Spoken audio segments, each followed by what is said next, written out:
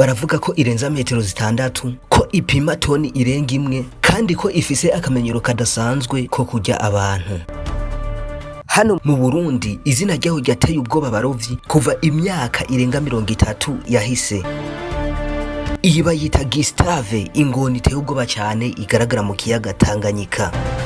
Bamwe baravuga ko iyi ngona ishobora kuba yarishe abantu barenga 300, kandi ko ishobora kuba yararashwe amasasu menshi ariko kandi ntiyapfa. Ibi nivyo bituma bamwe bavuga bati iyi si nyamaswa isanzwe ahubwo ni igitangaza giteye ubwoba cyane. Ariko kandi ikibazo gikomeye cyane ni iki: iyi ngona iri hehe uno munsi, kandi kuki ata muntu numwe yongeye kuyibona kuva imyaka mike iheze? Uyu munsi muri kino kiganiro giteye ubwoba ngiye kukwinjiza mu kiyaga Tanganyika, ndakwereka amabanga akomeye cyane, ndakubwira ibitangaje biteye ubwoba kw'ino ngona Gustave. Nimba ushaka kuvumbura no kumenya vyinshi kuri ino ngona ya Gustave, gumana nanje muri ino video kugeza ku musozo, kuko inkuru ihishe inyuma y'ino ngona irakomeye cyane. Nikaze muri kino kiganiro.